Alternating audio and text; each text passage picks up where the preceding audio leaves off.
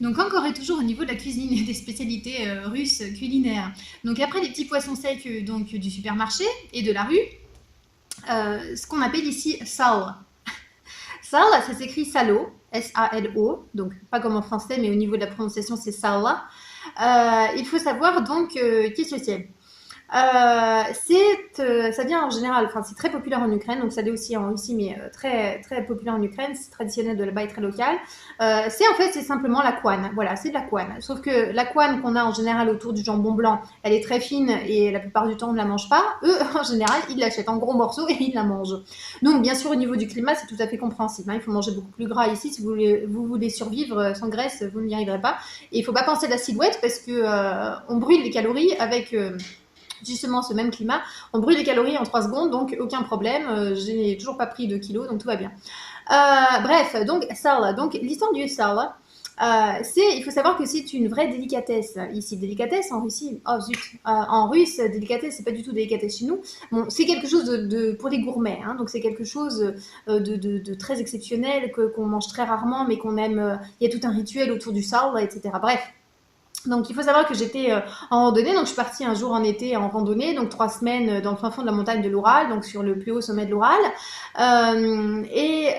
Donc on était avec des amis, et donc la moitié du périple, on était à pied, donc à faire de la randonnée dans les montagnes, et la moitié du périple, on retournait en fait du côté de la gare par la rivière, et on faisait donc du canoë.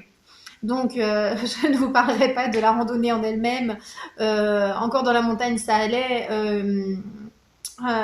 Sur la rivière un peu moins parce que bien sûr le temps s'est gâté les 10 derniers jours juste quand on a commencé à aller sur l'eau, qu'il faisait super froid, que purée de pois, qu'il n'y avait pas d'eau en plus parce que jusqu'à ce que la pluie ne pleuve, enfin qu'il ne pleuve, jusqu'à ce qu'il ne pleuve, il y avait beaucoup d'aridité en fait dans la région, donc en fait on s'est retrouvé à marcher dans la rivière et marcher dans l'eau parce que le canoë il n'avançait pas, donc voilà. Bref, en plus on a eu nos vivres qui se sont très très vite qui n'ont pas été suffisantes. Et donc on était tous à la diète. Et alors moi, en plus, quand je mange pas, je suis très énervée. Bref, je passe tous les détails. Et un jour, en fait, alors que déjà donc on mangeait encore, hein, on cuisinait encore, on avait encore quelques petites choses pour manger, mais très peu.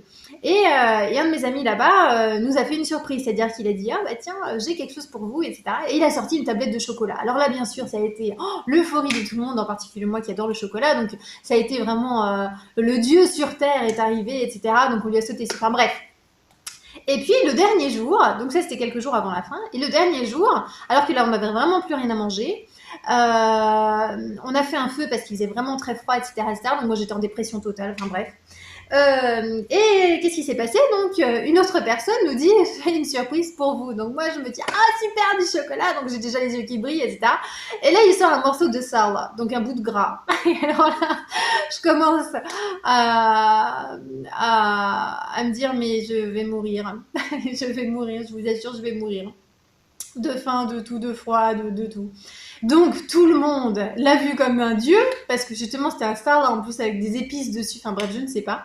Et en général ils mangent ça, donc ils font une très très fine, ils coupent ce star là en très fine tranche, et ils le mettent sur du pain, et ils mangent ça en fait avec grand plaisir. Et donc bref, donc tout le monde a mangé ça, tout le monde a adoré, tout le monde était rassasié, étant donné que c'était quand même de la graisse. Moi j'ai mangé un morceau, j'ai eu une larme qui a coulé toute seule sans pouvoir la contrôler. Et donc voilà, donc ça là, sachez que c'est quelque chose qui n'est pas si mauvais que ça, c'est du gras, c'est de la couenne, hein, mais qui est très très très répandue ici. Elle existe, et alors là par contre c'est très bon. Elle existe en fait, je sais pas si on peut la moudre, je sais pas comment on pourrait dire. Hein. Bon bref, ils la mettent comme ils en font de la purée. Ils la mélangent avec des épices et ils la mélangent avec euh, chestnut, avec de l'ail. Et donc ça fait, en fait ça ressemble un petit peu à l'aioli si vous voulez, un petit peu au niveau de la consistance, etc. Sauf que bon, bah, l'aioli c'est à base de graisse aussi, hein, et d'œufs. Là il n'y a pas d'œufs, mais donc voilà, donc c'est très souvent dans les restaurants russes, mais qui sont d'origine ukrainienne, qu'on vous sert ça avec du pain en entrée pour attendre les plats, etc. Donc voilà, donc le sal, c'est quelque chose de très traditionnel ici, qu'on mange surtout en hiver, que les gens adorent, mais alors en randonnée, quand vous crevez la dalle, excusez-moi, ça vaut pas le coup.